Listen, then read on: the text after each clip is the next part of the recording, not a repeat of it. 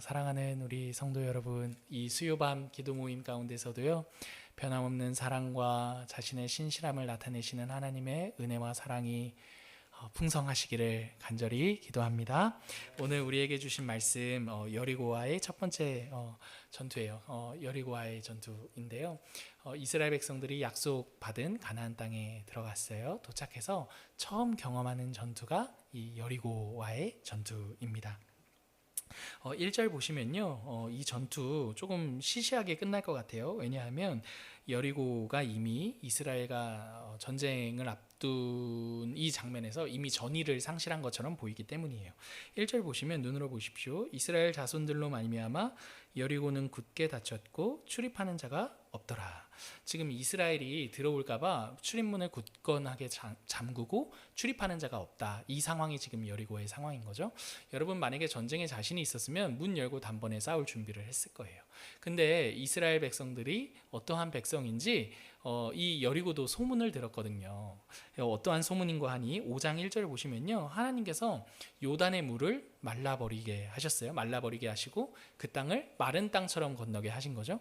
그러니까 이스라엘이 믿는 그 하나님이 보통 신이 아닌 거예요. 그러니까 여리고 백성, 이미 여리고는 그에 대한 소문을 들었고 자신들이 첫 번째 이 전쟁의 어떤 상황을 맞이하게 되자 그 문을 굳게 닫고 지금 뭔가 전의를 상실한 듯한 이런 상황을 보이고 있는 거죠.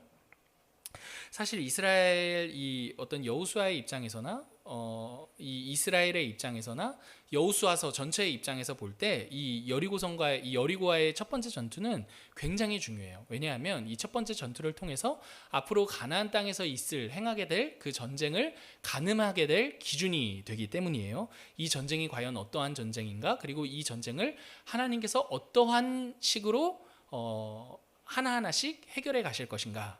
에 대한 어떤 기준점이 되는 게 여리고와의 전투였기 때문에 이스라엘에게 있어서나 어떤 이스라엘의 리더로 세움을 받은 여호수아에게 있어서나 또 이 전체 스토리를 구성하는 어떤 여호수아서의 어떤 전체적인 이 배경 안에서 이 여리고와의 전쟁은 굉장히 중요한 내용이 되는 거죠. 그렇게 중요한 전쟁을 앞두고 있는 이스라엘에게요, 전쟁과 관련해서 하나님께서 2절에 굉장히 중요한 말씀을 하세요. 2절 우리 같이 한번 읽어볼게요. 시작. 여호와께서 여호수아에게 이르시되 보라, 내가 여리고와 그 왕과 용사들을 내 손에 넘겨주었으니. 하나님께서 전쟁을 앞두고 하시는 일이 무엇인가 하니 굉장히 중요한 전쟁이잖아요. 시금석과 같은 어떤 상징적인 전쟁이에요. 이 첫 번째 전쟁이니까. 근데 그 중요한 전쟁 앞에서 하나님께서 하시는 말씀이 무엇이냐 하냐면 2절의 이 내용을 요약하면 전쟁의 승리를 약속하시는 거예요. 그죠? 전쟁을 통해서 이스라엘이 배워야 하는 것이 무엇이었냐 하냐면 어떤 전쟁을 통한 승리를 배워야 하는 것이 아니라 전쟁을 통한 승리로 인해 약속을 배워야 했던 게 이 2절에 하나님께서 이스라엘 백성들에게 말씀하시는 내용의 핵심이라는 것을 우리가 생각해 볼 수 있어요. 그들에게 주어진 승리는요, 약속이었어요. 하나님께서 이스라엘 백성들에게 승리를 약속하시는 거예요. 이 전쟁에 있어서. 그러니까 승리를 약속하시는데 중요한 것은 승리가 아니라 약속에 있다라는 것이죠. 이 전쟁을 통해 약속을 배워야 하는 게 이 전쟁이 갖는 굉장히 중요한 의미라는 것을 우리가 생각해 볼 수 있어요. 가나안에서 이스라엘이 경험하는 이 첫 번째 전쟁을 통해서 이들이 배우고 깨달아야 할 한 가지는요, 약속하시는 하나님이라는 거예요. 여러분, 하나님께서요 이스라엘에게 약속하신다는 것은 사실 은혜예요. 은혜. 왜냐하면 약속이라는 이 행위는요, 동등한 쌍방간에 일어나는 행위가 바로 약속이기 때문인 거죠. 여러분, 근데 하나님께서 이스라엘에게 약속하신다는 것은요, 여러분 어떻게 하나님께서 생각해 보십시오. 이스라엘이 하나님과 어떻게 동등한 관계로 설 수 있겠습니까? 그죠? 근데 하나님께서 이스라엘에게 승리를 약속하신다라는 이 말은, 약속을 하셨다라는 이 말은 이스라엘을 대등한 하나님과 동등한, 그러니까 동등하고 대등하다는 게 하나님 이퀄 하나님이라는 것이 아니라 그들의 지위를 하나님께서 굉장히 우대하고 계신다라는 것을 생각해 볼 수 있는 거예요. 여러분, 한 나라의 왕이 정말 존재감 없는 사람과 어디 약속이나 하겠습니까? 그죠? 지위가 그래도 왕이 약속할 대상들이 있을 거 아니에요. 그죠? 아무하고나 약속하지 않을 거예요. 이 왕이 자신의 권위와 지위가 있기 때문에, 자신의 약속에 무게가 있기 때문에. 근데 하나님께서 이스라엘 백성들과 약속하신다는 것은 굉장히 그것과 비교할 수도 없을 뿐더러 생각해 본다면 그 왕이 아무것도 아닌 사람과 약속한다고 했을 때의 그 무게감보다 더 하다는 것을 우리가 생각해 볼 수가 있는 거죠. 하나님께서 때문에 이스라엘에게 승리를 약속하시는 이 장면은요, 은혜예요, 여러분. 은혜입니다. 하나님께서 이스라엘을 우대하시는 것이고, 이 우대는 단순히 우대합니다 이게 아니라 인격과 인격, 한 인격적인 존재로 대우하신다라는 것을 의미해요. 약속은요, 여러분, 인격과 인격 간에 일어나는 가장 아름다운 일이거든요. 그죠? 여러분 생각해 보세요. 사람과 사람이 하는 일이, 사람과 사람이 할 수 있는 가장 아름다운 일은요, 여러분, 약속이에요, 약속. 그죠? 그래서 여러분, 우리가 살아가는 일들을 가만 보면요, 가장 아름다운 장면들은 다 약속으로 이루어져 있다라는 것을 알 수가 있어요. 여러분, 결혼 어떻게 생각하세요? 한 남자와 한 여자가 만나서요, 평생을 함께 하겠다라고 약속을 해요. 그죠? 서로에게 주어진 남편으로서의 책임, 아내로서의 책임을, 서로에게 주어진 책임을 끝까지 다하겠다 약속해요. 그죠? 한평생에 어떻게 보면 가장 아름다운 그 결혼이라는 장면 안에도 약속이 담겨 있다는 것을 알 수가 있어요. 그 약속된 관계 안에서 하나님께서 생명을 허락하세요. 그죠? 만약에 약속되지 않은 관계 안에서 허락하신 생명은 물론 그 역시도 의미가 있어요. 근데 어쨌든 간에 중요한 것은 약속 안에서 생명이 태어나요. 그죠?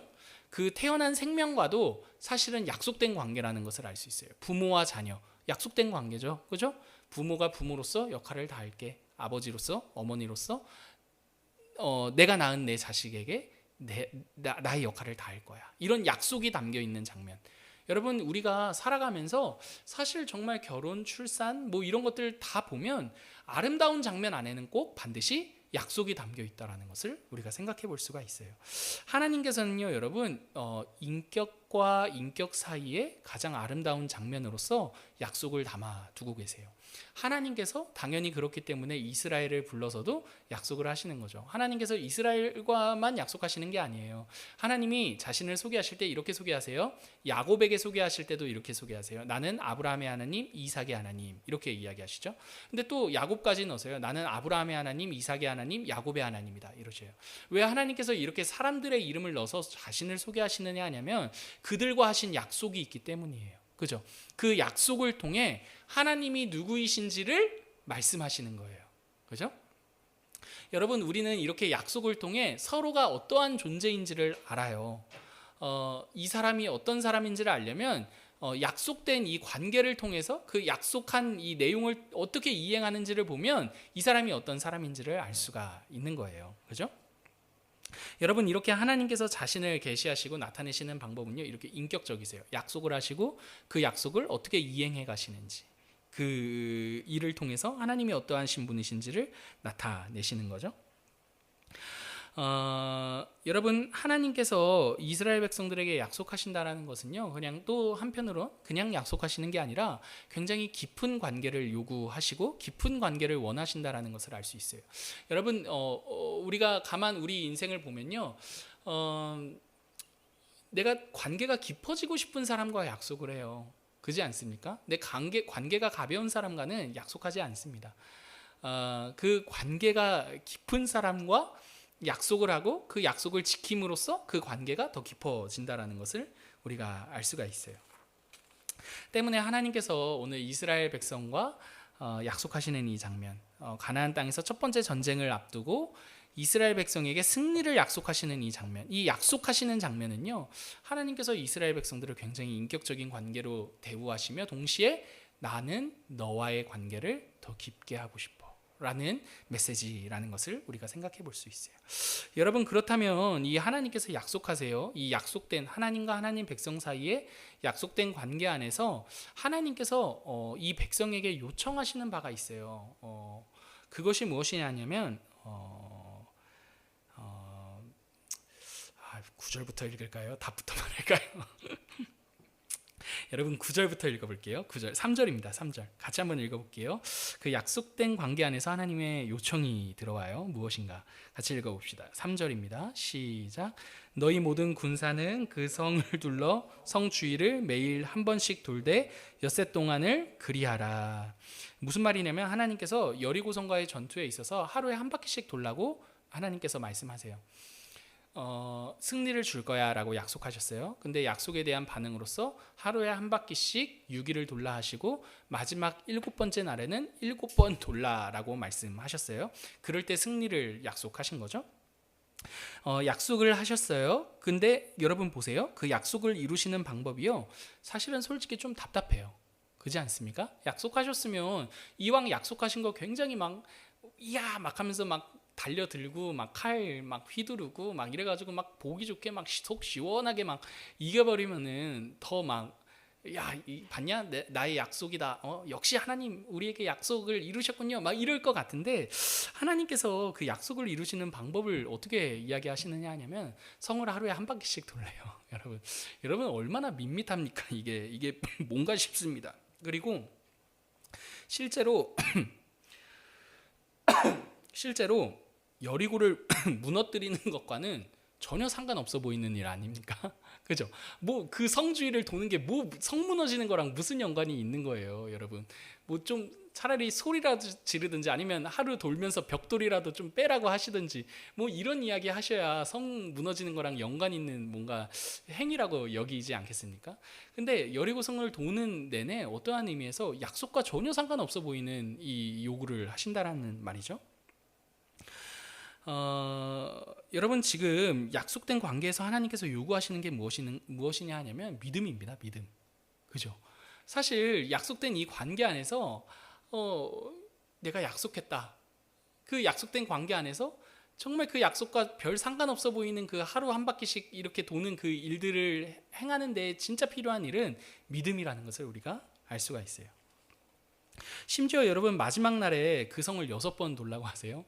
하루에 한 바퀴 돌아도 그 무너지지 않았고 6일이나 돌았는데 여러분 마지막 날에는요 사실은 더한 믿음을 요구하시는 거죠. 그렇지 않습니까? 아마 제 생각에는 뭐 성경에는 구체적으로 나와 있지는 않지만요, 제 생각에는 막 불평불만도 있었을 것 같아요. 뭔가 하루에 한 바퀴씩 돌아서 6일까지 왔어요. 그러면 뭔가 성이 좀 균열이라도 가야 마지막 이 7번째 날에는 7바퀴 돌 맛이 날 것 같은데 하루에 한 바퀴씩 잘 돌아왔는데 뭐 성이 무너지기 뭐 금이라도 갔으면 말을 안 해. 금도 안 갑니다, 여러분. 전혀 눈에 띄는 변화는 하나도 없습니다. 근데 마지막 7번째 날에 7번을 돌라는 이 내용은요 굉장한 믿음을 요구한다라는 것을 생각해 볼 수가 있어요. 그러므로 여러분 이스라엘 백성들에게 있어서 하나님의 약속을 받는 데 있어서, 그죠? 하나님의 약속을 받는 데 가장 필요한 것은요 믿음이었다라는 것을 생각해 볼 수 있어요. 그들의 모든 날들이 사실은 믿음의 족적이 되는 거고, 믿음의 족적이 될 수 있는 이유는 그들의 모든 하루하루가 약속을 향해 가는 하루하루였기 때문인 거죠. 사랑하는 성도 여러분, 약속을 받은 자의 삶은요 사실 진짜 이 눈에 아무 증거 아니 배워도인 거죠. 약속을 받은 이 이스라엘 백성들의 입장을 생각해 보세요. 약속과 전혀 무관한 하루하루인 것 같아요. 근데 그 무관한 하루하루가 사실은 약속을 향해 가는 하루하루였다라는 것을 알 수가 있는 거죠. 그랬을 때 여러분, 약속 있는 자들의 삶의 그 하루하루는요 사실 믿음 안에 있는 하루하루가 되는 거죠. 어떠한 의미에서 우리가 믿음으로 살았기 때문에 믿음 안에서 있는 하루가 될 수도 있지만, 여러분 사실 반대로 또 다른 면에서 생각해 보면 약속이 있기 때문에 우리의 하루하루가 믿음 안에 있는 하루라는 것을 생각할 수가 있어요. 그렇기 때문에 여러분, 여리고를 도는 무의미한 것 같아 보이는 그 하루도 무의미한 날이 없다라는 것을 우리가 기억할 수가 있는 거죠. 굉장히 위로가 되는 말씀이에요. 여러분, 이 여리고와의 전쟁은요 우리가 이미 다 아는 것처럼 하나님께서 약속하신 대로 이루셔요. 하나님의 약속을 때문에 최종적인 교훈은요 이런 거죠. 하나님의 약속을 믿음으로 받아 승리를 누렸다라는 게 바로 여리고와의 전쟁에서 이스라엘 백성들이 얻게 된 교훈이라는 거예요. 이 일을 통해 이스라엘 백성들이 분명한 한 가지 사실을 배웠을 것 같아요. 무엇을 배웠을까요? 한번 생각해 봅시다. 여러분, 당시에 이 민족과 민족 간의 이 나라와 나라와의 전쟁은요, 신들의 전쟁이에요. 신들의 전쟁. 그렇기 때문에 이스라엘 백성이 애굽을 나올 때의 상황들 있잖아요. 그 10가지 재앙은요, 사실 이집트가 자랑하고 자신들이 믿었던 10가지의 우상들에 대한 하나님의 심판인 거예요. 그러니까 그 10가지 재앙에 최종적으로 뭐가 있는 거예요? 바로가 있는 거예요. 왜냐하면 장자의 죽음, 장자는 곧 자기 자신이거든요. 근데 그 장자가 죽었어요. 이집트의 최고 권력이 죽은 거예요. 이집트의 최고의 신이 죽은 거죠. 그러니까 이 바로가 자기야말로 모든 신들의 신이라고 생각했는데 하나님 앞에 두 손 두 발을 다 든 거예요. 그러니까 그런 내용들을 우리가 곱씹어 볼 때 여리고와의 전쟁은 단순히 눈에 보이는 여리고와의 전쟁뿐만 아니라 사실은 여리고가 믿는 신과 하나님의 전쟁, 이스라엘이 믿는 하나님과의 전쟁이었다라는 것을 알 수가 있어요. 여러분, 여리고가 어떠한 신을 믿었는지 학자들마다 의견이 분분합니다. 근데 한 가지 우리가 생각해 볼 수 있는 건 여리고라는 뜻이 히브리어로 달이라는 뜻이거든요.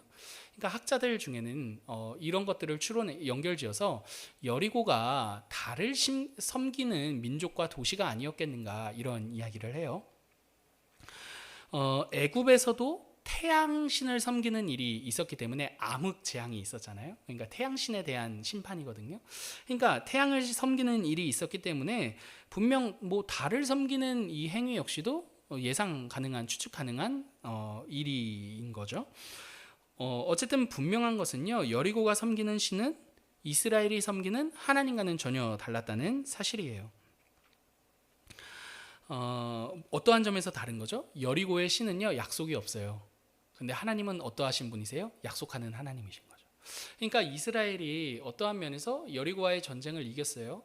단순히 이 승리를 우리에게 주신 하나님은요, 승리를 주시는 신은요, 사실 이 당시에 다른 신들도 다 있는 거예요.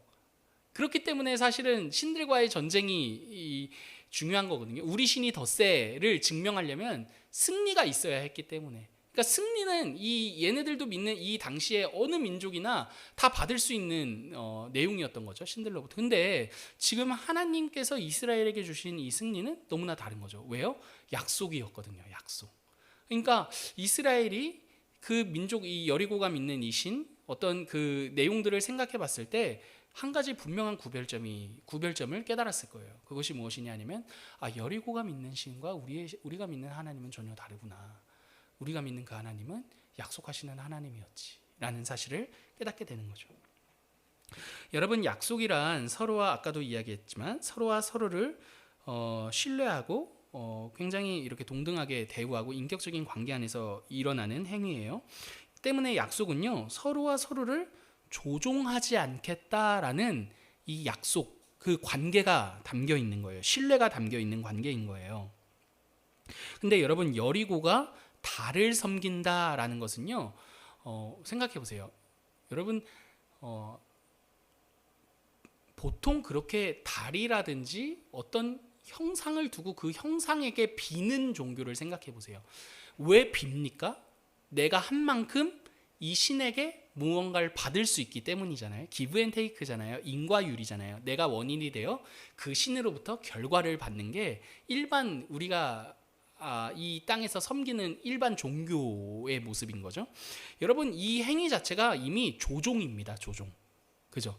신을 조종하는 거예요. 내가 이렇게 할 거니까 신에게 내가 원하는 것을 받겠다. 그죠? 조종하는 겁니다. 근데 그 신도 동일하게, 그 신이라고 여기는 그 대상도 동일하게 이 사람들을 조종하는 거예요. 네가 나한테 이렇게 해봐. 그러면 줄게. 너가 이런 행위를 보여봐. 그럼 내가 할게. 그러니까 서로와 서로는 약속의 관계가 아니라 조종의 관계라는 것을 알 수가 있어요. 그러니까 굉장히 비인격적인 거죠. 여러분, 이 사람과 사람의 관계가 인격적일 수 있는 이유는 조종하지 않는 관계이기 때문입니다. 여러분, 사람과 사람이 막 조종해요. 조종하면 여러분 관계가 행복해질 수가 없어요. 그렇지 않습니까? 여러분, 부모와 자녀의 관계가 조종하면 행복해질 수가 없습니다. 그죠? 그래서 여러분, 그 조종을 요즘 많이 유행하는 말로 뭐라고 말해요? 가스라이팅 하잖아요. 가스라이팅. 막 조종하는 거예요. 내가 원하는 대로 막 상황과 환경을 막 쫙 해가지고 너는 이런 사람이야 막 이렇게 만들어가지고 내가 원하는 대로 막 말해서 듣게 만드는 그런 조종의 행위는요, 여러분 전혀 인격적인 관계가 아니고 행복해질 수가 없어요. 여러분 때문에 하나님께서 우리를 대우하실 때 우리를 조종하지 않으세요. 선악과를 두시죠. 그리고 인격적인 관계와 약속을 맺으세요. 그 약속을 통해서 이 관계가 얼마나 인격적이고 아름답고 풍성한 관계인지를 확인하라고 하시죠. 선악과의 의미는 여러분 거기 있는 거예요. 여러분 왜 우리는 괜히 선악과 두셔가지고 왜 그거 먹게 만들어서 왜 죄 가운데 살게 하시냐 이러잖아요. 여러분 그렇지 않아요. 하나님이 원하시는 건 우리 가운데 기계를 만들기 원하신 게 아니었던 거예요. 조종하는, 만약에 하나님께서 진짜 선악과 먹게 안 하시려면은 여러분 그런 어떤 보장이 확실한 관계를 원하셨다면 우리를 기계로 만드셨겠죠. 버튼 누르면 선악과 먹으려고 할 때 띠 버튼 누르면 회개합니다. 잘못했습니다. 막 이런 기계를 만드셨겠죠. 여러분 그런 관계는 깊어질 수가 없습니다. 그죠? 어느 부모가 순종하는 자식 원하겠다고 그 머리에 칩을 심어서 순종 장치를 달겠습니까? 그죠? 말 안 듣더라도 그 자식이 내 자식이 그렇게 조종해서 말 잘 듣는 자식은 필요 없잖아요. 그죠? 하나님이 우리와의 관계를 그렇게 원하신다는 것을 알 수가 있어요. 하나님은 약속의 하나님이세요. 여러분 약속이란 관계를 의미합니다. 서로 조종할 수 없고요. 신뢰해야 합니다. 이게 바로 관계의 핵심이 되는 거예요. 하나님께서 우리에게 원하시는 관계가 이러한 관계인 거죠. 때문에 히브리서 11장 6절 보시면 어떠한 이야기 나오냐면 믿음이 없이는 하나님을 기쁘시게 할 수 없대요. 그죠? 하나님께 나아가는 자는 반드시 뭐라 그래요? 자신을 찾는 자들에게 하나님께서 자기 자신이라는 상을 주실 것을 믿음으로 믿어야 할 것이다. 이렇게 말하시는 거 하거든요. 여러분 이 관계가 이 약속이 하나님께서 원하시는 관계가 약속된 관계이기 때문에 약속된 관계 안에는 반드시 믿음이 들어와야 되는 거거든요. 여러분 그렇게 하나님께서 원하시는 이 관계의 내용이 있기 때문에 믿음이 없이는 하나님을 기쁘시게 할 수가 없는 거죠. 이 믿음은 막 나의 확신이 아니에요. 하나님 보세요. 내가 얼마나 하나님을 잘 믿는지 보세요. 이런 정도의 믿음이 아니라, 이런 식의 믿음이 아니라 정말 하나님이 우리와의 관계를 더 깊은 데로 가기를 원하시는 분이시지. 그 하나님이 우리를 이렇게 인격적으로 대우하시는 분이시지. 오늘도 우리의 삶 가운데 하나님이 펼치시는 약속이 있다라는 것을 제가 인정합니다. 저의 실력과 저의 실수로, 저의 실패로 하나님의 약속이 좌절될 수 없음을, 하나님이 그럼에도 불구하고 내 인생에 선한 자신의 뜻을 펼쳐가심을 내가 믿습니다. 여러분 거기에 우리의 믿음의 내용이 달려있는 거죠.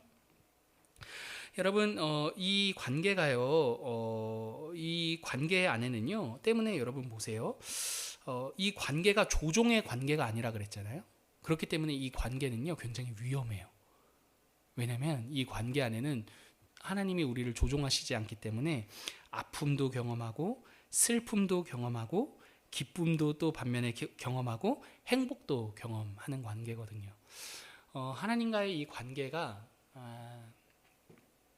여러분 이스라엘의 역사를 쭉 보시면 하나님이 이 관계 안에서, 하나님은 당연히 뭐 눈물을 흘리시지도 막 이런 뭐 그렇지 않으시지만 우리의 입장을 빌어 자신을 설명하실 때 막 애끓는 마음을 설명하세요. 그 관계 안에 그 위험을 철저히 감수하세요. 감내하세요. 그래서 그 관계 안에는 눈물도 있고 슬픔도 있거든요. 근데 매우 아이러니하게 여러분 이 눈물과 슬픔 속에서 하나님과의 관계가 깊어진다라는 것을 우리가 알 수가 있어요. 이 관계가 눈물도 있고 슬픔이 있음에도 불구하고 관계가 깊어질 수밖에 없는 이유는요, 하나님께서 반드시 약속을 지키시는 분이시기 때문이에요. 만약에 슬픔이 있고 눈물이 있는데 이 약속을 안 지켜, 슬픔 때문에 내가 못 지키겠다, 눈물 때문에 내가 이 약속 포기하겠다, 이러면은 슬픔은 슬픔으로 남고 눈물은 눈물로 남을 거예요. 근데 그 슬픔과 눈물로 남지 않을 수 있는 이유는 슬픔과 눈물에도 불구하고 하나님께서 반드시 그 약속을 지키시는 분이시기 때문에, 그래서 슬픔을 기쁨으로, 눈물을 우리의 행복으로 바꾸시는 분이시기 때문에 여러분 그런 거죠. 약속을 하시고 약속을 반드시 지키시는 분이 바로 우리가 믿는 하나님이세요. 약속하시는 하나님이라는 이 말은요, 여러분 하나님의 약속은 변함이 없잖아요. 하나님께서 아유 못해 먹겠다 딱 때려치고 가지 않으시잖아요. 여러분 어떤 부모가 내가 너의 부모이기를 포기하는 부모가 어디 있습니까? 그죠? 지지고 볶더라도 나는 너희의 부모인 거잖아요. 여러분 하물며 하나님은 어떠시겠어요?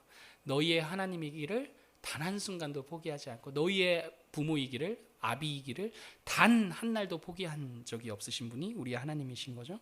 근데 이렇게 자기 자신을 우리에게 약속하시는 그 하나님을 믿는 우리의 입장은요, 사실 실패와 실수의 반복입니다. 그죠? 정말 참 믿음의 여정 보면요, 여러분 많이 부끄러워요, 여러분. 많이 부끄러운 것이 사실이고, 참 잘한 것들만 좀 막 이렇게 자랑하고 싶은데 여러분 그럴 수가 없습니다. 그렇게 되지도 않고요. 날마다 실수와 실패를 반복하게 되는 거죠. 근데 그러한 실수와 실패의 반복이요, 사실은 여리고성을 도는 이스라엘에게도 있지 않았을까 싶어요. 여러분 생각해 보십시오. 그들의 실력으로 그 성을 다 돌 수 없었을 거예요. 그 성을 돌 때마다 여호수아라는 좋은 리더가 있었고, 그 좋은 리더가 무엇을 계속 기억나게 만드는 거예요? 하나님의 약속을 기억하게 만드는 거죠. 그죠?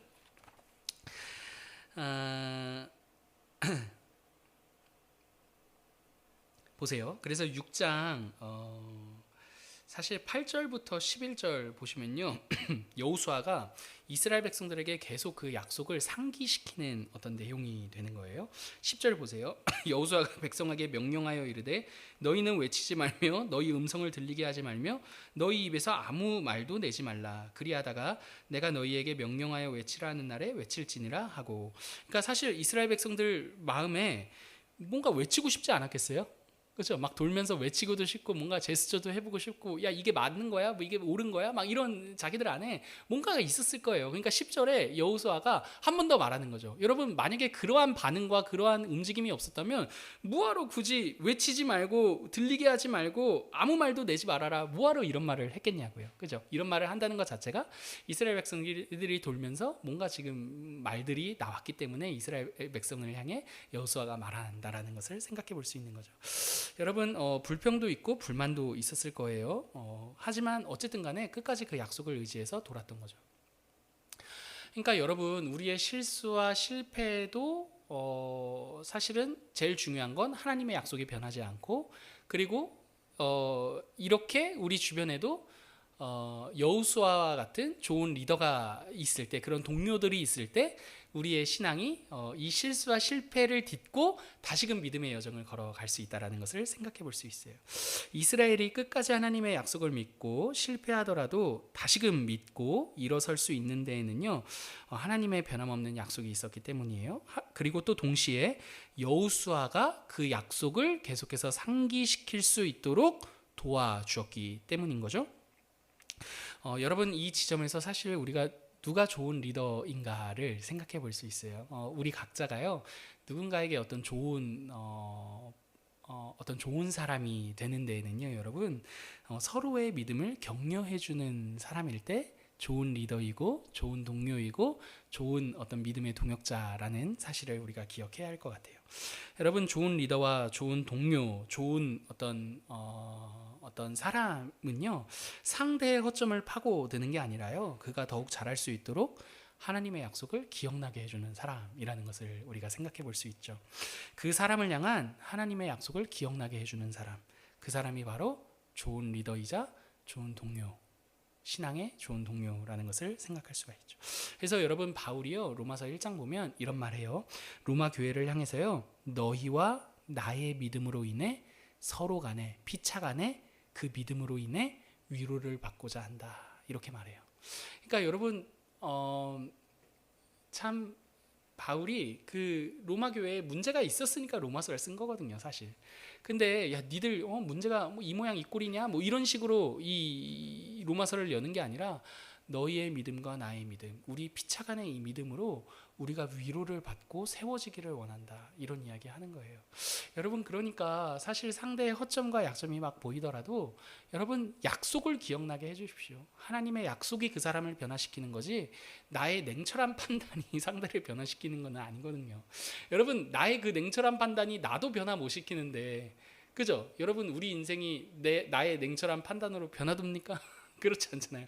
근데 왜 그 판단으로 남을 변하게 할 수 있을 거라 믿냐고요. 여러분, 그건요 전혀 지혜로운 방법은 아닙니다. 여러분, 기억하십시오.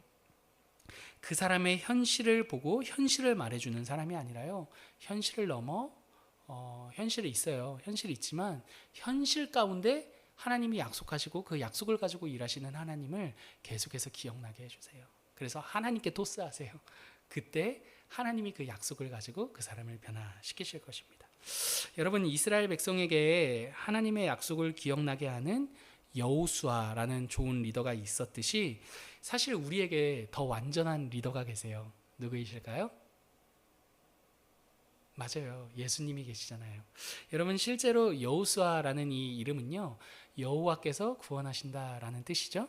근데 예수라는 이 이름 역시도요, 자기의 백성을 구원할 자다라는 뜻이에요. 그러니까 굉장히 상통하고 사실은 그 이름이 그 이름인 거예요. 구약에서 여호수아가 신약에 와서 예수가 된 거죠. 동일한 이름이에요. 우리에게도 진정한 리더가 계세요. 이스라엘에게 여호수아가 있었듯이 우리에게는 더 나은 리더가, 인도자가 계신 거죠. 누구이시라고요? 바로 예수님이라는 리더가 계세요. 예수님은요, 여러분, 여호수아보다 우리를 하나님의 약속으로 더 잘 인도하시는 분이시고 더 잘 그 약속을 분명하게 떠올리게 하시는 분이세요. 왜냐하면 그분이 하나님의 약속 그 자체이시기 때문이에요. 여러분, 예수님은요, 자신이 십자가에서 이루신 약속을 우리에게 계속해서 기억하게 하세요. 기억나게 하세요. 그리고 다시금 그 약속의 길인 십자가를 붙잡고 오늘의 우리의 인생을 살게 만드시는 분이신 거죠. 여러분, 예수님은요, 자신이 우리를 위해 이루신 그 약속을 통해 우리를 다루어 가세요. 여러분, 하나님께서 우리에게 자신의 아들의 값을 매기셨어요. 그죠? 아들을 대신 보내셨으니까 아들 값인 거잖아요. 아들의 값을 약속하셨어요. 그 아들의 값을 약속하시고 아들의 값을 가지고 우리 인생을 다루어 가시는 거예요. 여러분, 때문에 우리가 나중에 하나님 앞에 딱 섰을 때 우리가 자랑할 것은요, 어떠한 의미에서 그 예수님 값인 거죠. 그죠? 우리가 우리 인생에 매긴 우리의 값이 아니라, 하나님, 제가 그래도 이렇게 살았고요, 제가 그래도 이랬고요, 이런 우리의 인생의 값이 아니라, 우리의 명예와 우리의 자랑이 아니라 하나님께서 우리에게 매기신 그 예수라는 값을 우리가 말하게 되겠죠. 이야기하게 되겠죠. 때문에 여러분, 예수님께서는요, 약속이 되시는 자기 자신을 걸고 우리를 날마다 격려하시는 분이세요. 여러분, 이러한 날들이 있지 않은가요? 우리 자신에게 너무나 실망스러워.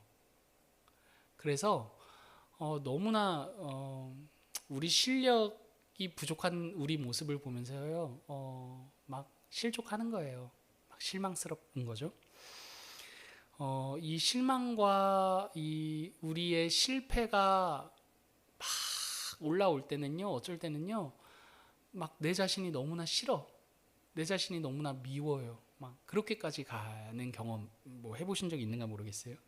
그리고 이 자책이 막 심해지는데 막 감당할 수가 없는 자책이 우리를 막 사로잡는 거죠. 근데 여러분, 이때 예수님의 약속, 예수님 참된 리더자가 우리에게 계속 그 약속을 떠올리게 하시는 거죠. 야, 내가 너 인생 가운데 나를 내어서 내 값으로 너 인생을 약속했다.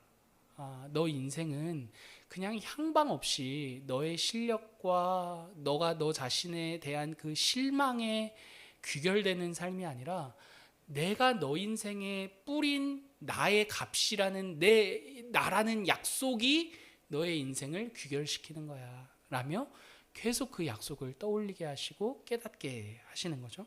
이 약속을 기억해라 라고 말입니다. 그래서 때문에 이 지점에서요, 여러분, 믿음이 등장하는 거예요. 때문에 믿음은요, 여러분, 어떠한 의미에서 자기 확신이 아니에요. 난 잘할 수 있을 거야. 난 하나님 말씀대로 살 수 있을 거야. 할 수 있어. 할 수 있어. 여러분, 이게 믿음이 아니라요, 사실 삶의 우리 존재의 무게추를 나에게로부터 예수님께로 옮기는 게 믿음이라는 것을 알 수가 있어요. 여러분, 때문에 기독교 신앙은요, 어떠한 의미에서 나에 대해서 실망 좀 많이 해야 될 것 같아요. 안 그러면 끊임없이 나 잘난 맛에 또 막 사는 거거든요. 여러분, 정말 쉽게 안 변해요. 우리가 끝까지 나 잘난 맛에 자꾸 막 내가 사람들한테 인정받고 잘하고 싶은 거, 잘하는 거, 그것 가지고 내 존재감을 자꾸 확인하고 싶은 게 우리 인생이거든요. 여러분, 믿음으로 사는 삶은요, 이 무게추를 옮기는 작업입니다. 근데 여러분, 굉장히 희망적인 거죠. 왜요? 예수님께서 우리 평생을 두고 그 약속하신 일들을 이루시고 다루어 가실 거거든요. 여러분, 이것만큼 소망적이고 희망적인 일이 어디 있습니까? 여러분, 예수님께서의 우리의 믿음을 평생을 통해 세워가세요. 채찍질을 해서가 아니라요, 자신이 우리에게 자신을 걸고 어떠한 약속을 하셨는지를 통해서 우리의 삶을 세워가세요. 우리의 슬픔, 우리의 아픔, 우리의 눈물, 그 어떠한 내용들도 이 예수님의 약속을 막아설 수 없어요. 때문에 우리에게 소망이 있는 거죠. 예수님의 약속이 있기 때문에요, 여러분, 우리가 오늘 흘리는 눈물, 우리 자신을 보며 흘리는 그 슬픔, 어떤 이 상황, 우리 주변을 감싸고 있는 이 상황에 대한 실망이요, 도리어 그 약속의 관계를 더 깊게 누리게 하는 내용이 될 거예요. 여러분, 우리에게 소망이 있습니다. 소망이 있어요. 예수님께서 끊임없이 이 약속을 가지고 우리 삶을 다루시기 때문에 우리에게 소망이 있습니다.